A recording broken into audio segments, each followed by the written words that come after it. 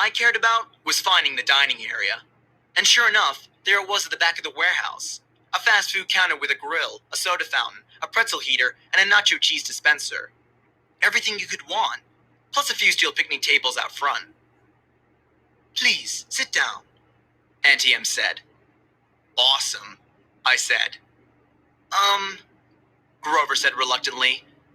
"We don't have any money, ma'am."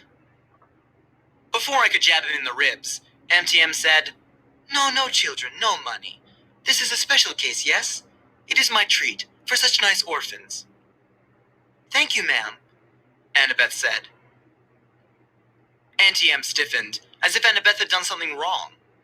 But then the old woman relaxed just as quickly, so I figured it must have been my imagination. "Quite all right, Annabeth," she said. "You have such beautiful gray eyes, child." Only later did I wonder how she knew Annabeth's name, even though we had never introduced ourselves. Our hostess disappeared behind the snack counter and started cooking. Before we knew it, she brought us plastic trays heaped with double cheeseburgers, vanilla shakes, and extra large servings of French fries. I was halfway through my burger before I remembered to breathe. Annabeth slurped her shake. Grover picked at the fries and eyed the tray's wax paper liner, as if he might go for that. But he still looked too nervous to eat. "What's that hissing noise?" he asked. I listened, but didn't hear anything. Annabeth shook her head. "Hissing?" Auntie Em asked. "Perhaps you hear the deep fryer oil. You have keen ears, Grover." "I take vitamins for my ears." "That's admirable," she said. "But please, relax." Auntie Em ate nothing. She hadn't taken off her headdress, even to cook, and now she sat forward and interlaced her fingers and watched us eat. It was a little unsettling, having someone stare at me when I couldn't see her face. But I was feeling satisfied after the burger and a little sleepy, and I figured the least I could do was try and make small talk with our hostess. "So, you sell gnomes?" I said, trying to sound interested. "Oh, yes," Auntie Em said. "And animals and people. Anything for the garden. Custom orders. Statuary is very popular, you know." "A lot of business on this road?" "Not so much, no. Since the highway was built, most cars, they do not go this way now. I must cherish every customer I get." My neck tingled, as if somebody else was looking at me. I turned, but it was just a statue of a young girl holding an Easter basket. The detail was incredible. Does anyone have a prediction about what's going on with these statues? He's talking about how detailed they were, and he feels like their eyes are following him. And I noticed that Auntie Em said that she sells people for the gardens. Oh my. Than you see in most garden statues. But something was wrong with her face. It looked as if she was startled. Or even terrified. "Ah," Auntie Em said sadly. "You notice some of my creations do not turn out well. They are marred. They do not sell. The face is always hardest to get right. Always the face." "You make these statues yourself?" I asked. "Oh, yes. Once upon a time, I had 2 sisters to help me in the business. But they have passed on, and Auntie Em is alone. I have only my statues. That is why I make them, you see. They are my company." The sadness in her voice sounded so deep and so real that I couldn't help feeling sorry for her. Annabeth had stopped eating. She sat forward and said, "2 sisters?" "It's a terrible story," Auntie Em said. "Not one for children, really. You see, Annabeth, a bad woman was jealous of me, long ago when I was young. I had a boyfriend, you see, and this bad woman was determined to break us apart. She caused a terrible accident. My sisters stayed by me. They shared my bad fortune as long as they could, but they eventually passed on. They faded away. I alone have survived, but at a price. Such a price." I wasn't sure what she meant, but I felt bad for her. My eyelids kept getting heavier, my full stomach making me sleepy. Poor old lady. Who would want to hurt somebody so nice? Percy. Annabeth was shaking me to get my attention. Maybe we should go. I mean, the ringmaster will be waiting. She sounded tense. I wasn't sure why. Grover was eating the waxed paper off the tray now, but if Auntie Em found that strange, she didn't say anything. Such beautiful gray eyes, Auntie Em told Annabeth again. My, yes. It has been a long time since I've seen gray eyes like those. She reached out as if to stroke Annabeth's cheek, but Annabeth stood up abruptly. We really should go. Yes! Grover swallowed his wax paper and stood up. The ringmaster is waiting, right. I didn't want to leave. I felt full and content. Auntie Em was so nice. I wanted to stay with her for a while. Please, dears, Auntie Em begged. I so rarely get to be with children. Before you go, won't you at least sit for a pose? A pose? Annabeth asked warily. A photograph. I will use it to model a new statue set. Children are so popular, you see. Everyone loves children. Annabeth shifted her weight from foot to foot. I don't think we can, ma'am. Come on, Percy. Sure we can, I said. I was irritated with Annabeth for being so bossy, so rude to an old lady who just fed us for free. It's just a photo, Annabeth. What's the harm? Yes, Annabeth. The woman purred. No harm. I could tell Annabeth didn't like it, but she allowed Auntie Em to lead us back out the front door into the garden of statues. Auntie Em directed us to a park bench next to the stone satyr. Now, she said, I'll position you correctly. The young girl in the middle, I think, and the two young gentlemen on either side. Not much light for a photo, I remarked. Oh, enough, Auntie Em said. Enough for us to see each other, yes? Where's your camera? Grover asked. Auntie Em stepped back, as if to admire the shot. Now, the face is the most difficult. Can you smile for me, please, everyone? A large smile? Grover glanced at the cement satyr next to him and mumbled, That sure does look like Uncle Ferdinand. Grover, Auntie Em chastised. Look this way, dear. She still had no camera in her hands. Percy, Annabeth said. Some instinct warned me to listen to Annabeth, but I was fighting the sleepy feeling, the comfortable lull that came from the food and the sound of the old lady's voice. I would just be a moment, Auntie Em said. You know, I can't see you very well in this cursed veil. Percy, something's wrong, Annabeth insisted. Wrong? Auntie Em said, reaching up to undo the wrap around her head. Not at all, dear. I have such noble company tonight. What could be wrong? That is Uncle Ferdinand! Grover gasped. Look away from her! Annabeth shouted. She whipped her Yankees cap onto her head and vanished. Her invisible hands pushed Grover and me off the bench. I was on the ground, looking at Auntie Em's sandaled feet. I could hear Grover scrambling off in one direction, Annabeth in another, but I was too dazed to move. Then, I heard a strange, rasping sound above me. My eyes rose to Auntie Em's hands, which had turned gnarled and warty, with sharp bronze talons for fingernails. I almost looked higher, but somewhere off to my left, Annabeth screamed, No, don't! More rasping, the sound of tiny snakes, right above me from where Auntie Em's head would be. Run! Grover bleated. I heard him racing across the gravel, yelling, Maya! To kickstart his flying sneakers. I couldn't move. I stared at Auntie Em's gnarled claws and tried to fight the groggy trance the old woman had put me in. Such a pity to destroy such a handsome face, she told me soothingly. Stay with me, Percy. All you have to do is look up. I fought the urge to obey. Instead, I looked to one side and saw one of those glass spheres people put in gardens, a gazing ball. I could see Auntie Em's dark reflection in the orange glass. Her headdress was gone, revealing her face as a shimmering pale circle. Her hair was moving, writhing like serpents. Auntie M. Auntie M. How could I have been so stupid? Think, I told myself. How did Medusa die in the myth?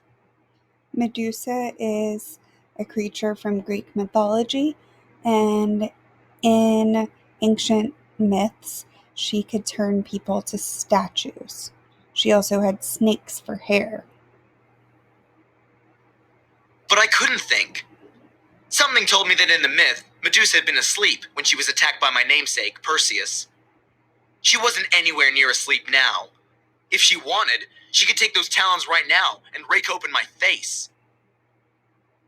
The grey-eyed one did this to me, Percy, Medusa said, and she didn't sound anything like a monster. Her voice invited me to look up, to sympathize with a poor old grandmother. Annabeth's mother, the cursed Athena, turned me from a beautiful woman into this. Don't listen to her, Annabeth's voice shouted, somewhere in the statuary. Run, Percy! Silence, Medusa snarled. Then her voice modulated back to the comforting purr. You see why I must destroy the girl, Percy? She is my daughter's enemy. I shall crush her statue to dust. The reader misspoke there. She is my enemy's daughter. So Medusa's enemy is Athena. And remember, Annabeth is one of Athena's daughters. But you, dear Percy, you need not suffer. No, I muttered. I tried to make my legs move. Do you really want to help the gods? Medusa asked. Do you really understand what awaits you on this foolish quest, Percy? What will happen if you reach the underworld? Do not be a pawn of the Olympians, my dear.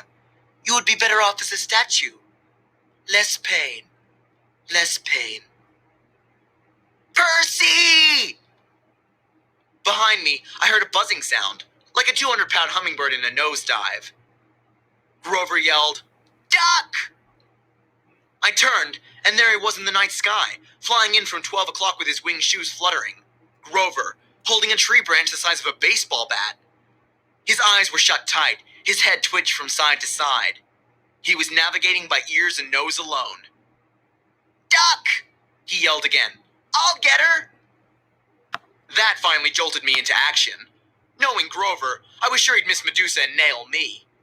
I dove to one side. The whack! At first, I figured it was the sound of Grover hitting a tree. Then Medusa roared with rage. You miserable satyr! She snarled.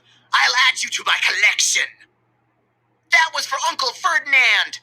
Grover yelled back. I scrambled away and hid in the statuary, while Grover swooped down for another pass. Kerwhack! Ah! Medusa yelled, her snake hair hissing and spitting.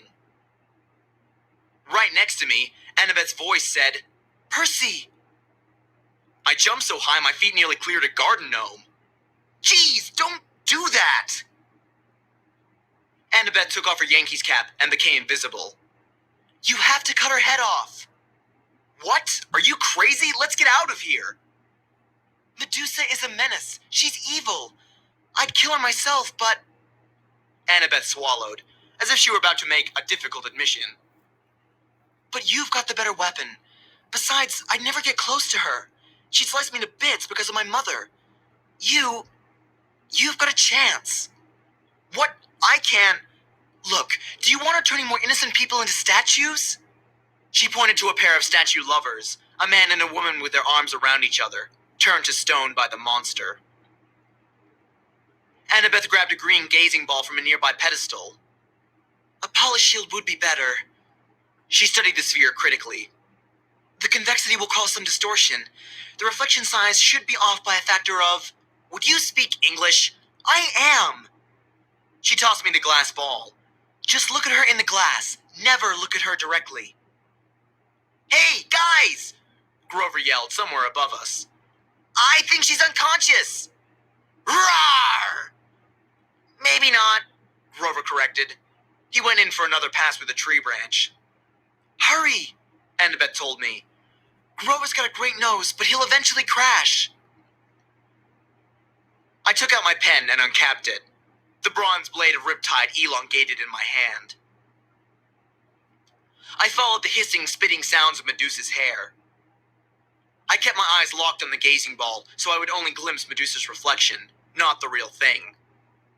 Then, in the green-tinted glass, I saw her. Grover was coming in for another turn at bat, but this time he flew a little too low. Medusa grabbed the stick and pulled him off course.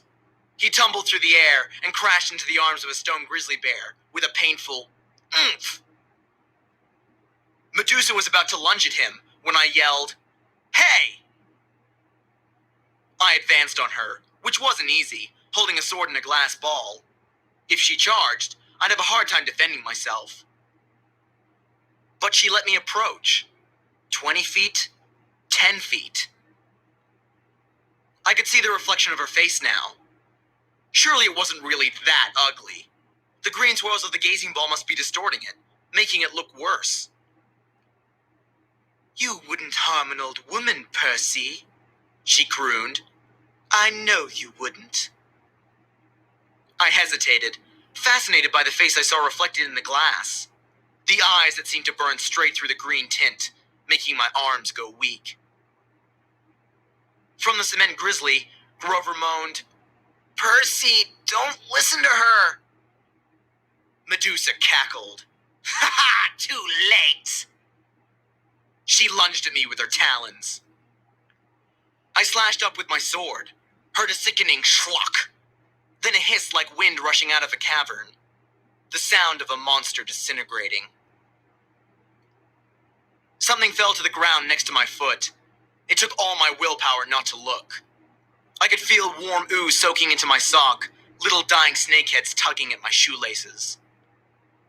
"Oh, yuck," Grover said.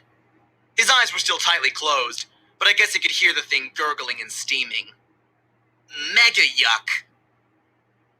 Annabeth came up next to me, her eyes fixed on the sky. She was holding Medusa's black veil. She said, "Don't move." Very, very carefully, without looking down, she knelt and draped the monster's head in the black cloth, then picked it up. It was still dripping green juice. "Are you okay?" she asked me, her voice trembling. "Yeah," I decided, though I felt like throwing up my double cheeseburger. Why didn't the head evaporate?"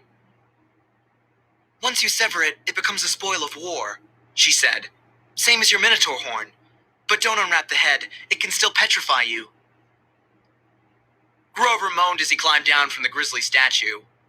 He had a big welt on his forehead, his green rasta cap hung from one of his little goat horns, and his fake feet had been knocked off his hooves.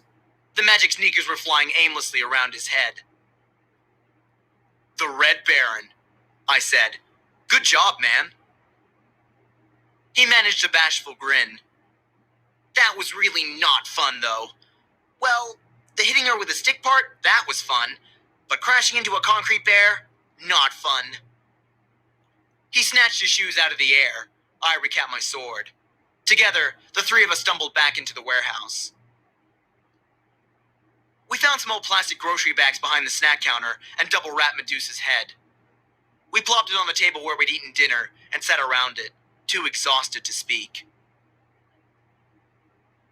Finally, I said, "So we have Athena to thank for this monster?" Annabeth flashed me an irritated look. "Your dad, actually. Don't you remember? Medusa was Poseidon's girlfriend. They decided to meet in my mother's temple. That's why Athena turned her into a monster. Medusa and her two sisters who had helped her get into the temple, they became the three Gorgons. That's why Medusa wanted to slice me up, but she wanted to preserve you as a nice statue. She's still sweet on your dad. You probably reminded her of him." My face was burning. "Oh, so now it's my fault we met Medusa." Annabeth straightened. In a bad imitation of my voice, she said, "It's just a photo, Annabeth. What's the harm?" "Forget it," I said. "You're impossible. You're insufferable. You're—" "Hey!" Grover interrupted. You two are giving me a migraine, and Seder don't even get migraines. What are we gonna do with the head? I stared at the thing. One little snake was hanging out of a hole in the plastic. The words printed on the side of the bag said, "We appreciate your business." I was angry. Not just with Annabeth and her mom, but with all the gods for this whole quest, for getting us blown off the road and in 2 major fights the very first day out from camp. At this rate, we'd never make it to LA alive, much less before the summer solstice. What had Medusa said? "Do not be a pawn of the Olympians, my dear. You would be better off as a statue." I got up. "I'll be back." "Percy," Annabeth called after me. "What are you—" I searched the back of the warehouse until I found Medusa's office. Her account book showed her 6 most recent sales, all shipments to the underworld, to decorate Hades and Persephone's garden. According to one freight bill, the underworld's billing address was DOA Recording Studios, West Hollywood, California. I folded up the bill and stuffed it in my pocket. In the cash register, I found $20, a few golden drachmas, and some packing slips for Hermes Overnight Express, each with a little leather bag attached for coins. I rummaged around the rest of the office until I found the right size box. I went back to the picnic table, packed up Medusa's head, and filled out a delivery slip. The Gods, Mount Olympus, 600th floor, Empire State Building, New York, NY. With best wishes, Percy Jackson. "They're not going to like that," Grover warned. "They'll think you're being impertinent." I poured some golden drachmas in the pouch. As soon as I closed it, there was a sound like a cash register. The package floated off the table and disappeared with a b. "I am impertinent," I said. I looked at Annabeth, daring her to criticize. She didn't. She seemed resigned to the fact that I had a major talent for ticking off the gods. "Come on," she muttered. "We need a new plan.